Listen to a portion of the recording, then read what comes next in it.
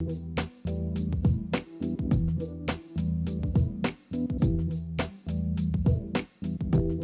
welcome to the Thewavereport. This is Tremonte. Please like and subscribe to the channel.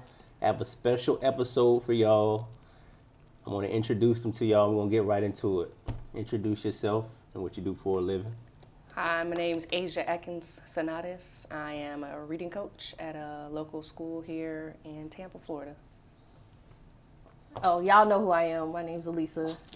I am Tremonte's wife, and I do a little bit of everything right now. So, but my main title is a curriculum resource teacher here, also in a local school in Hillsborough County.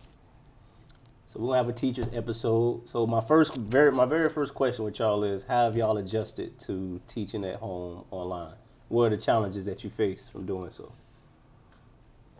Well, I'm not teaching. I support teachers in their practice and in their teaching of their students. The challenges that I run into is that I also have a child myself. I have a toddler who I sometimes have to strap on me or have to feed, change her diaper. All that has to go down in the middle of a Zoom meeting because she still holds my priority. But I feel like as the weeks have gone on, I have adjusted what I needed to do to kind of get through meetings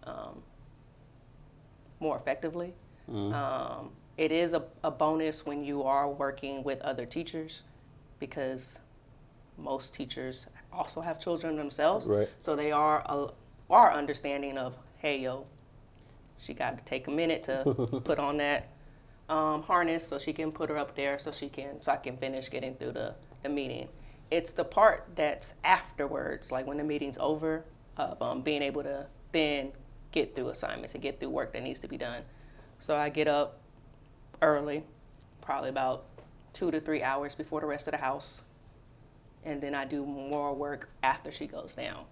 So my days have extended longer because of the majority of the time I'm taking care of a toddler. And what are the challenges you face working from home? I don't think really I have any challenges. This is probably much easier than actually being in a physical building for me. You know, we don't have children, so like that's not a issue. I pretty much set my day. I'm not going to tell people how much time I actually be working, but I just set it's not really I guess the challenging part is the fact that like you don't know what's going on in the kid's home. So like you have to be very empathetic or extend some sort of empathy or sympathy towards the families. Like one of the things they keep saying is like, you know, you need to lead with compassion. However, you still need to make sure that grades are done. You still need to make sure that you're still doing your hours where you're meeting with them and putting up your lessons and assignments and then scoring them. So I think that's probably the challenge because you want the best for the students that you interact with, but you also know that like some of them are just not going to do anything. So I guess that's the challenging part. And y'all have two different perspectives. Are all educators the same? Absolutely not. Explain. You have those who will go above and beyond for their students, who genuinely care for the kids that they're working with. And you have those who are there to just collect a paycheck. For the money. Or because of the hours. They work well, that works well with them. I mean, let's be real, it's ideal hours if you have children. You're always going to be off when your kids are off. So, and you can make that work more feasibly than you can with other jobs. But no. And then it gets down to people who actually can teach. There are people who know content. They know everything, but they cannot deliver it in a way that for other people to grasp that concept. So, no, there's good teachers, great teachers, and then there's also poor teachers, and then you just have the ones that need to see the door teachers. I mean, that's probably the first thing that we agree on. For those that don't know, this is my triplet sister. We were born on the same day in the womb together. And, you know, we don't ever really agree on anything. But that is one of the things I would say. You will know the teachers that are truly passionate about the things that they want to do.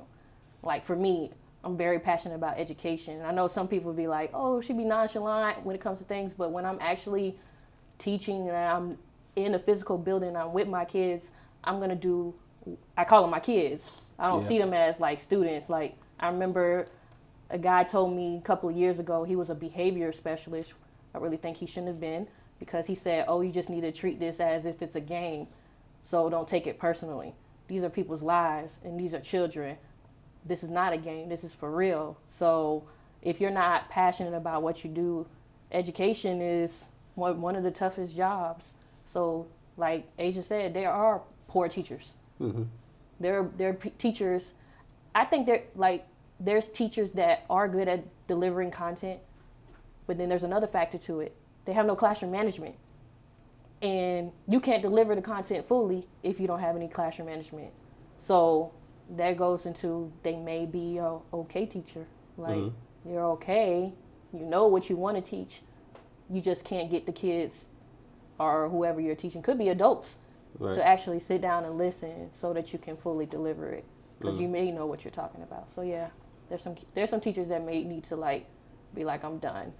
And probably we do have a lot of teachers that are great teachers that are leaving the field because they're not being valued. So y'all both work at a charter school, you work in public school. Public education, yes. What's the biggest difference? Is there a gripe? Oh, there's a the biggest difference is, look, I put it this way. I feel like parents have to do what's best for their children. Mm-hmm. Right. So if a charter school is the best for their child, a private school is best for their child, if homeschooling is the best for your child, if the public school that's 50 miles away is the best for your child, you do what you need to do for your child. But when it comes down to public schools, charter schools, and private schools, public schools serve everyone, regardless of how they come to us. Mm-hmm. We do not send anybody away. And that's the major difference between a charter school and a public school. There is no application process. Do you want to come to this school? You live in this area? Mm-hmm. Here we are. You're welcome to come. Versus private schools and charter schools where you might have an application process, or there might have a vetting process, or you have to pay to go. Like, it's totally different. We service all kids, regardless of their disability. Mm-hmm. I know a lot of charter schools, I've seen it. Charter schools will send their behavior students back to public school with the saying of, they can provide you the services that you need. Or we'll take kids through the first FTEs, get their money for them, and then we'll send them back with their IEP saying, we can't service you. Well, you knew their IEP from the beginning. You got that CUNE folder when that child came, but you chose to collect state dollars on that child and send them back to us strategically after FTE so that we won't get money for that child. But we're gonna now provide every single service this child is entitled to that you said you could do, but you can't. Because you don't have the teachers, you don't have the equipment, you don't have the extra aids and services that students will need. I remember when I taught second grade, I had a blind student, legally blind, fully blind. He could only see lights. There's no way any charter school would be able to service that child. So, and then I have had plenty of kids with behavior problems, and a good handful were returned from charter schools. Okay, so as someone who's worked at all those types of schools, I worked private, charter, I was an independent contractor, I worked public. So let's be for real. Every school is trying to get the money. So when we talk about FTE funds, those are the fundings that you get for each student, right?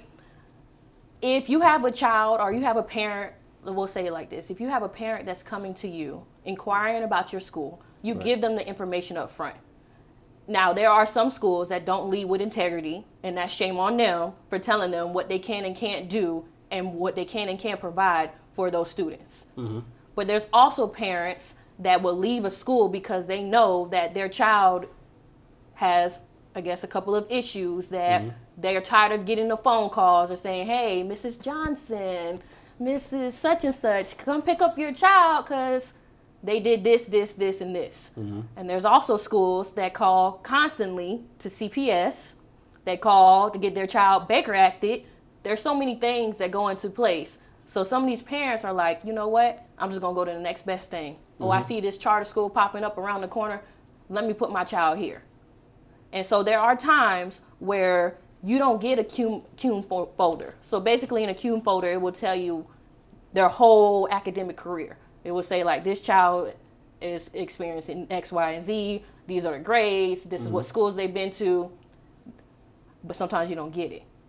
Especially if districts, like some of the districts that I work for, they try to play certain types of schools as if they are not in the same caliber as they are. Okay. So they won't send you the things that you're asking for. Even if you get on the phone and you call them, they're not even going to respond. You might get hung up on because they feel like you're not to the level that you need to be. So I do feel like it's wrong if you have a child coming to your school and you give up on that child. But I also can agree with this, because I do work at a charter currently. We don't have the same resources. So they have more quality resources? We get, Yeah. I would say, if you have good leadership, if there's something that you need, and you have to have great leadership who will fight for it, you can get it. You can get what you need at a public school. I feel like some charter schools do have an abundant amount of resources as well. I mean, for example, your school donated a lot of materials to our teacher because your parents gave so much supplies that y'all had so big surplus that y'all didn't have places to store it. Yeah, we don't have storage. So you gave it to our school.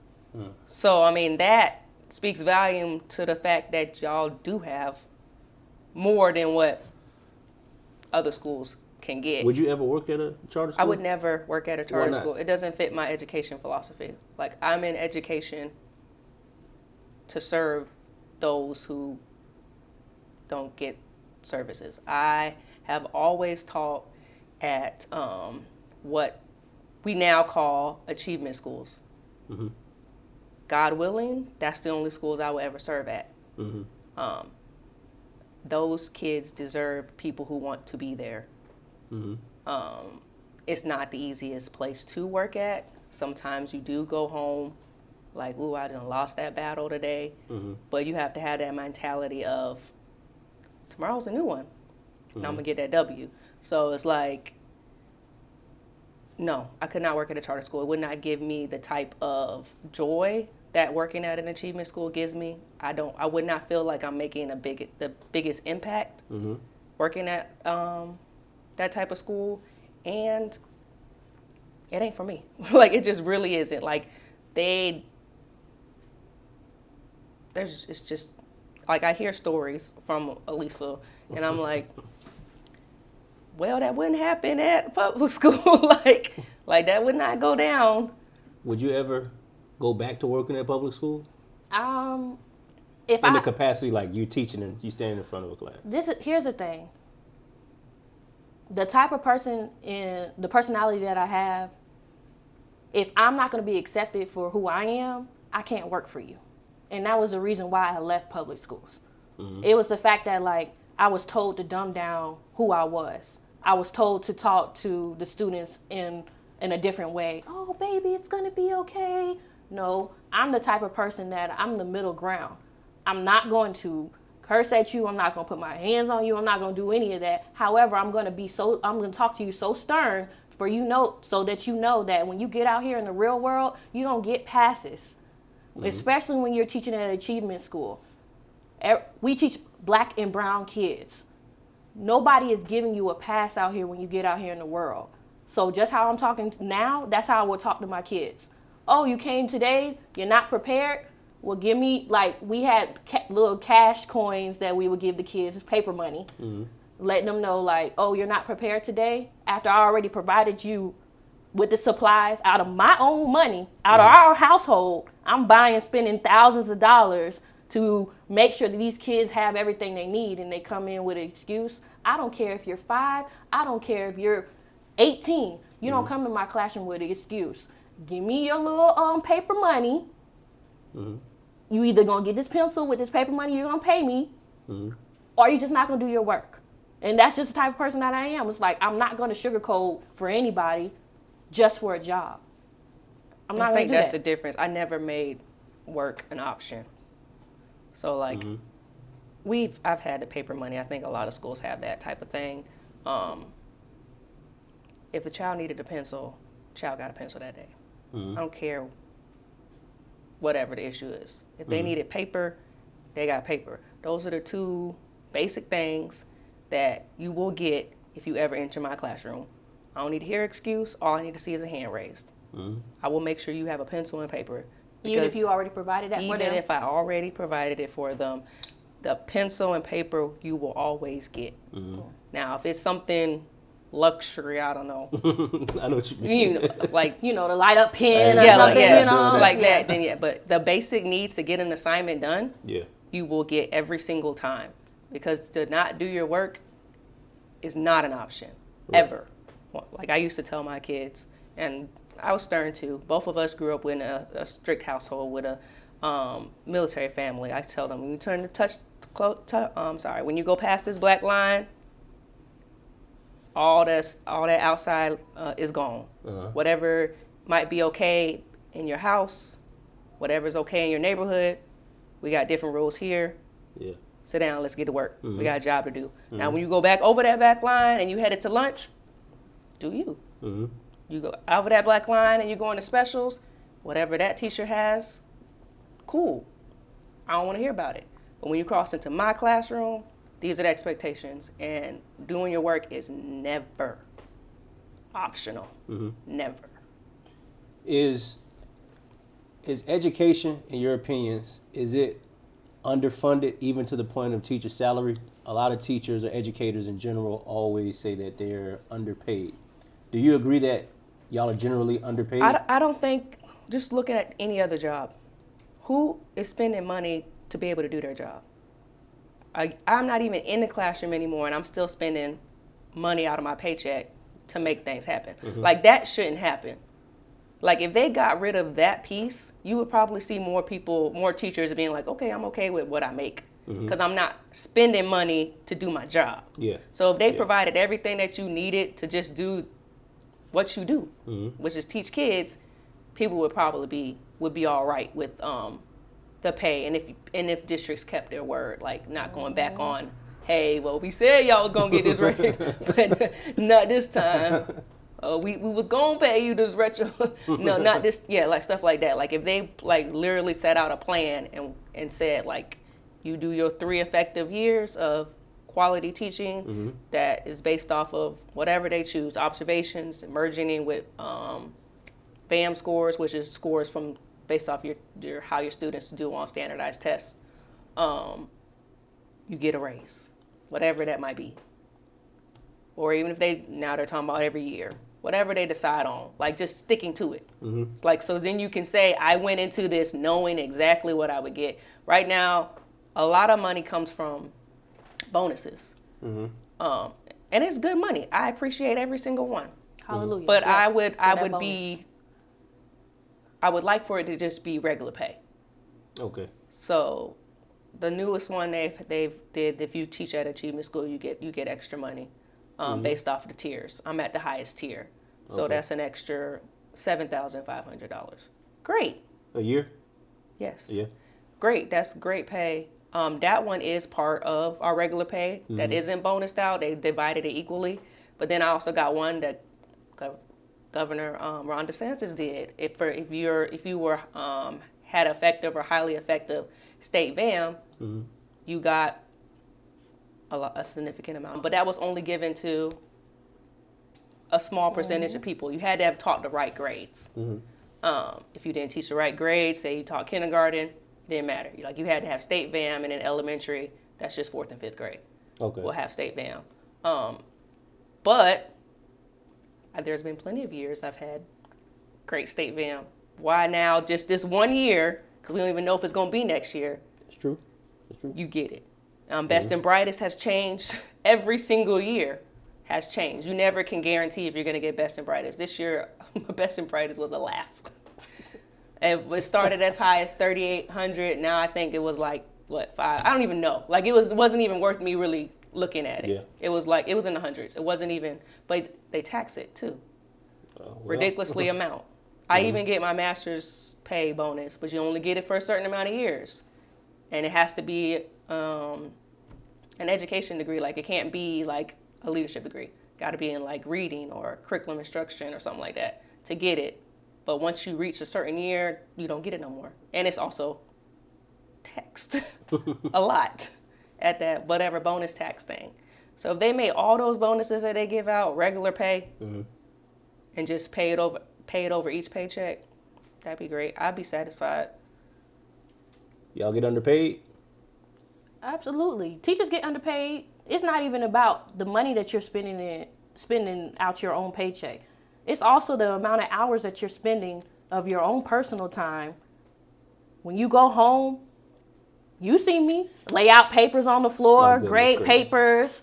I got to file my stuff because we have report card review in the next 2 days. Got to make sure I know what I'm talking about. I know my students. I don't mean to interject. Y'all are one of probably the only profession, not the only profession. If I work 20, 30 hours, I get time and a half. Y'all don't get that. No, you don't get it. That's but wild. if you want to see how hard teachers work, drive past the school before school starts. They're already there. Drive past the school when school ends. They're still there. Yeah. Like we're literally 7:10 to 3:10 is supposed to be our hours typically, depending on what school you're at. You cannot plan. No teacher can. Your planning is 30 minutes a day. That's enough time. And then you have during the day 30 minutes, and then you have roughly about an hour 15 after the day. So you almost have to take work home. You have to. There is no way you can do quality instruction, grade the assignments that you're having to give meaningful feedback to students in that amount of time. Like I said, I'm not in the classroom, but I still provide feedback to students, and I'll still do some grading here and there for teachers, especially when it comes down to writing. Like give me a stack. Like just give me a stack, because there's no way one person can just sit here and read 50 essays and get it back to kids in a time that allows them to still remember their reasons about why they wrote it, so that you can then do meaningful conferences with them to have them go back and truly edit and revise their papers. Like that's not going to happen unless you take it home. And then again, that goes to the good teachers will do it. They'll take it home. The poor teachers will let it sit there. For charter schools and public schools, how is the parent participation? Is it about the same? I think it just depends, because I worked all type of education sectors. I guess you could say I've been an online teacher too. So, put me down for that. Virtual learning. I think it just depends. Like, as the parent, if you're invested, then you'll show up. If you're not, you won't show up. And I know that we'll say like, oh yeah, some of our parents are working multiple jobs, or there's not times that are available that are feasible for them to come. And like I said before, I don't do excuses. And at the end of the day, you chose to have children. So when you make that choice to have a child, then whatever goes along with having a child, you should be prepared for. There should never be a time that you don't meet your child's teacher. That, I feel like that's poor parenting. I don't care if you work 3 jobs. You better ask for, I've seen parents take their lunch break to come pick up their kids from school and be like, I'm just going to drop them off at home, but I just want to come by to see you. That's dedication right there, and that's showing that you're invested. So I just feel like if you never met me and I have your child for 8 hours a day, or sometimes they have before care or after care or whatever program that they have at the school, your child is essentially at school from 6:30 to 6, and you've never physically met their teacher, that's a shame. So I think about it in a completely different way. I view it as this. I feel like parents send their best. Not all the time. That's where we disagree. Opinion, I feel like parents send their best. And I do feel like there is not a parent in this world that's going to say that they want less for their child. They always want more than what they had. So, again, I'm going to meet you where you are. So if this is your best, this is what you're sending, well, how far can I move it to greatness? I don't care if I never see you. I'm going to reach out, because that's my job as a teacher, is to reach out. I'm going to reach out continuously. When do you stop reaching out? I don't stop reaching out. See, stop reaching out. I have to stop. Because if your number changes 5 times, I might not call, but I can always send a note. And I use carbon copy paper. So I will always send a note. And that's to communicate both good and bad. Or just to say, hey, how are things? Like right now, through e-learning, we're sending a lot of messages of how can we make this better for you, or how are you adjusting? Hope you're well. Like sending those type of messages to parents. But like I said, parents send their best, and it's the teacher's job to move that student, regardless if you ever meet that parent.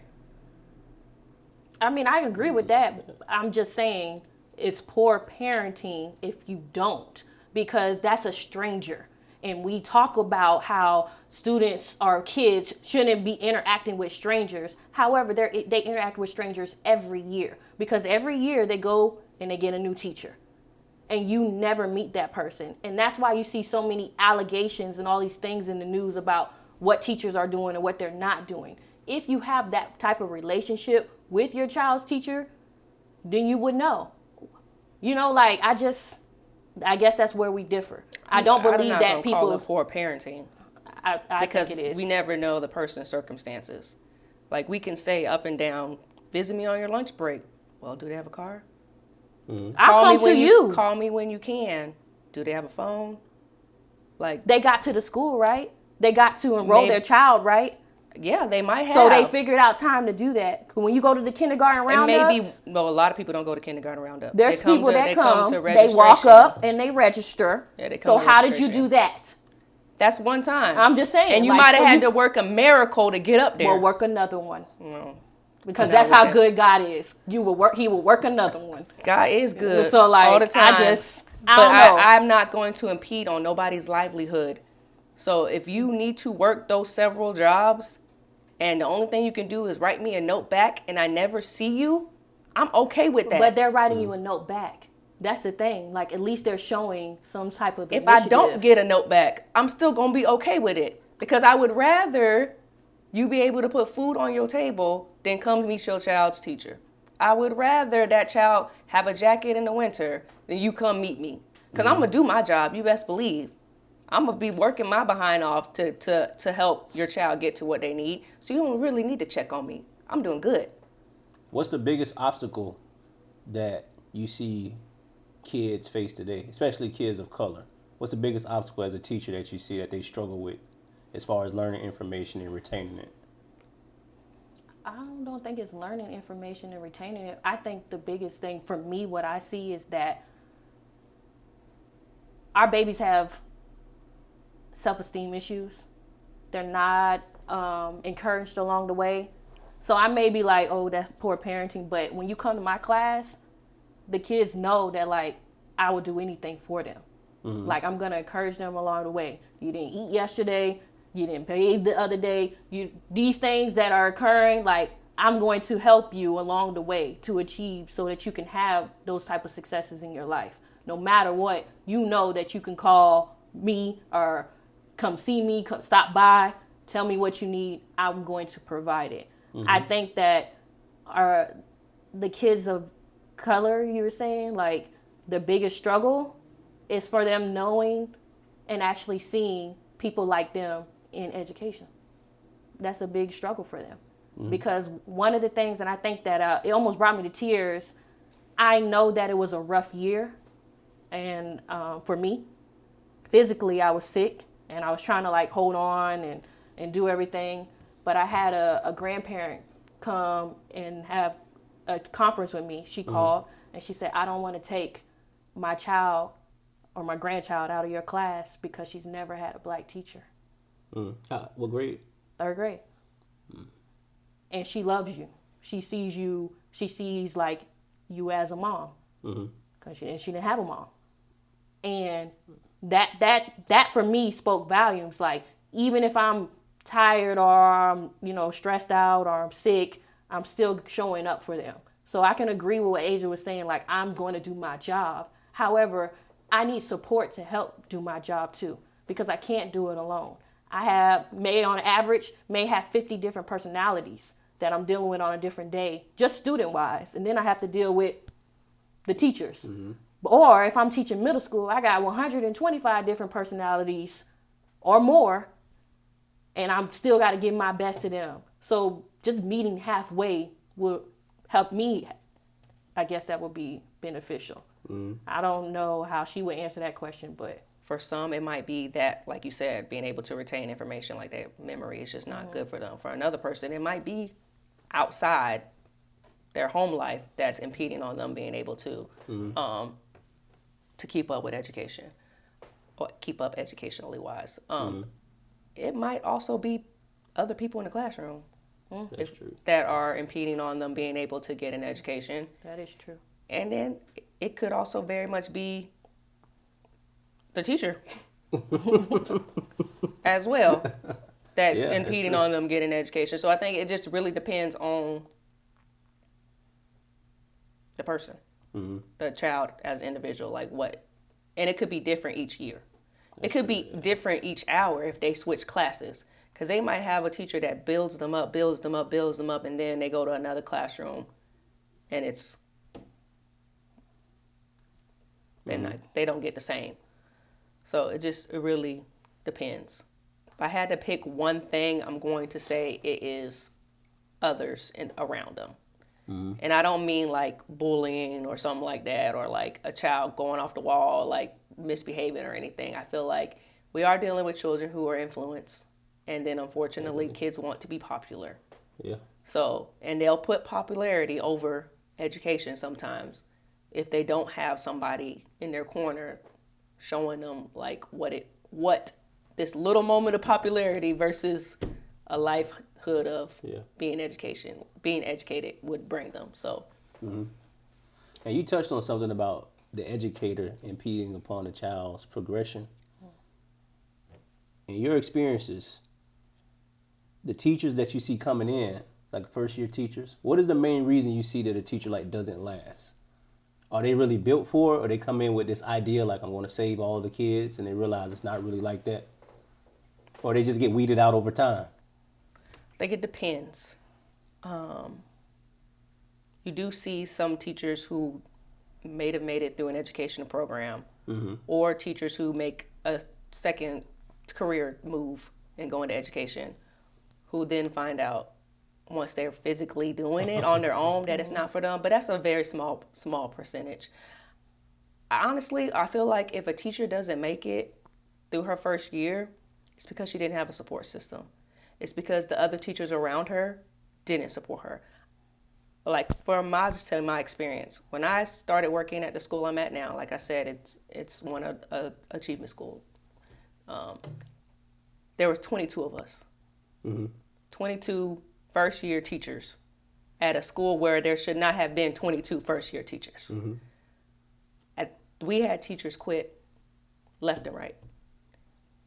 Now, those people who worked with me, I think there's maybe 4 of us still there.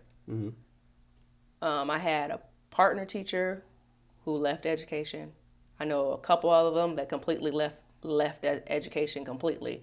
But I know the reason why I was able to make it through that sink or swim situation is because I had veteran teachers who supported me and that were willing to tell me. Like, I had my whole room was decked out, all decorated. It was a Pinterest classroom. Teacher came in there, flat out told me, girl, what you doing? Take this off the table. Take all that off your board. Get rid of that, because that's probably going to get teared down first week.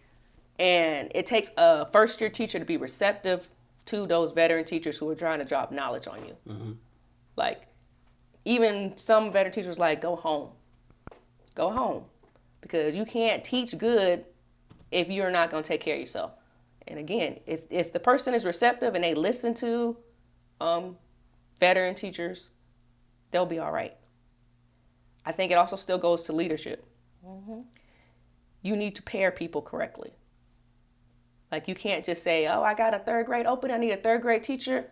They just interviewed, the year's about to start in one day. There you go, you're a third grade teacher now. Like, you have to strategically pair first year teachers with people. I was paired greatly. Like, I can't tell you how much I learned from my sweet mate those first 2 years from just listening to her. I didn't have to be in a room. Oh, that's what she's doing to help keep the kids calm. Because like Lisa said, behavior management is key. That's what she do. That's how I need to do my think a lot. Like, you just learn so much from, like, if you're paired correctly. If you're not paired correctly, you put chaos next to chaos, you're going to get chaos all year. I was the chaos my first 6 months. I ain't even going to front. That was straight chaos. But I went to work every day, listened to my sweet mate, listened to the other people on my team who was like, you need to do this, move your classroom around. I even had a district person come in my room. She was a DRT for kindergarten. She sent me email. She saw I was struggling. She sent me email. She was like, I want to come in and I want to rearrange your room. I just want to make sure that's okay. My reply was, when can you come?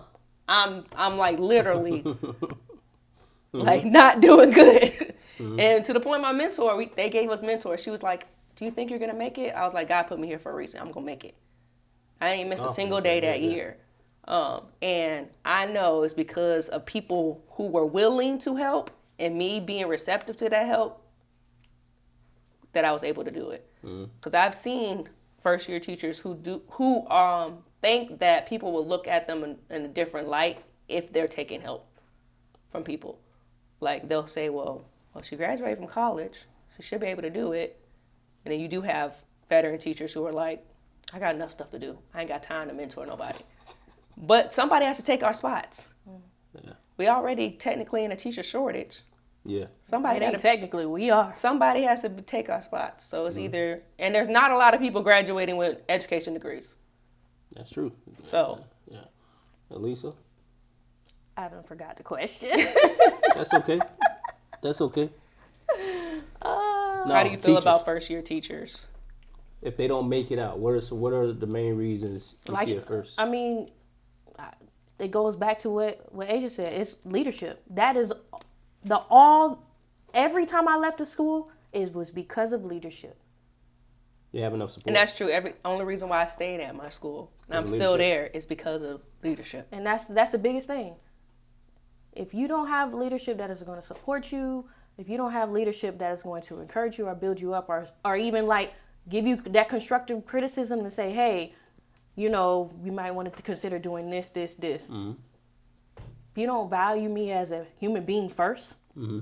yeah, that's what it is. And I think that first year teachers are overwhelmed. At the end of the day, as a teacher, you're gonna be overwhelmed for probably the first 3 years. You're gonna feel like you're drowning every day. You're gonna be like, I'm just trying to come up for air. I'm trying to come up. Mm-hmm. And if you don't have that life vest or that boat next to you or something that you can grab onto to help you, you're gonna drown. Mm-hmm. And you're not gonna make it. And that's what it is. It's leadership. All day, every day. Any final thoughts from either of you about charter schools, public schools, It's not parents? even final thoughts. I mean, I just think that this time, I know parents are like, wow, I'm seeing what's going on. Like, why the teacher would reach out to me so much. Like, why they would say, like, hey, I need help with this. Are there any things that I can do? Because they're really seeing their children's, like, how they deal with adversity. They're also seeing how their child deals with doing work. Mm-hmm. Do they have time management skills? Are they a critical thinker? They're actually teaching some of their students or some of our students are teaching their parents things. They're like, oh yeah, my son said he learned this from you a couple of years ago, so he been doing this and he showed me how to do this. So like, I think hopefully teachers will be more valued coming into the next year, and that even if it's just like, hey, I see you, thank you. A thank you goes a long way. So, and then, I mean, I don't want it to seem like I was bashing parents earlier, because there are some great parents. And there are parents that, even if they do make poor parenting choices, there are still parents. Those are still some of the same parents that will call you and be like, "Hey, I need help with this. What can I do? Can you show me where I need to go?" If you're actively seeking that help, then I'm always going to be there to help you out. So I think that's my closing remarks. I have nothing to say bad about any type of school. I don't think you said anything bad. No, I don't. I mean, I feel like education is something that we all will have, and parents, you're your child's first educator, and that's it. That's all I got. I definitely agree with parents being their children's first educator, and I think they're also their best educator, because they know their child better than any teacher will ever know them. I will just leave with, hey, to all the teachers, keep doing what you're doing and keep making it work, like going above and beyond. If nobody notices you, your other teachers notice your hard work, and you should be applauded for your efforts that you're making every single year. And treat yourself. Like, allow yourself to not do nothing some days. It's such a struggle for me, Asia, to get Alissa to just put it down. It's all right. It's all right. I mean, I want to say, to all the teachers I ever worked with that ever supported me, and it's about to be, we're in the same amount of years, right, Asia? Year 9 coming up. Yeah. I think so. Yeah. So I don't know why I felt like she's teaching a little longer than you. I think only one more year. I don't know why I felt that. I don't know if we started. 1 year longer, probably. No, we started the same year. We both taught kindergarten the same year. I did a year before, taught kindergarten. When you was in Hawaii? Yeah, taught preschool. Oh, okay. Preschool I think that's what it is. Preschool, yeah. I think that's what it was. But yeah, I just support all the people that supported me, because that helped me. Because every year I quit. I'm not going to lie. But I keep going. Well, I want to thank both of y'all, my sister-in-law, my wife. Thank y'all for coming on the Wave Report. I definitely got to have y'all back. Not talking about teaching, soon. something else? Yeah, talk about something else. Talk about family. Have y'all come back. But like and subscribe to the page. Let us know what you thought about the episode. I appreciate y'all. Parents out there, please invest into your kids' education. For a lot of colored kids, it's our only way out. It is very important to value the teachers as much as you can. Thank you. Peace.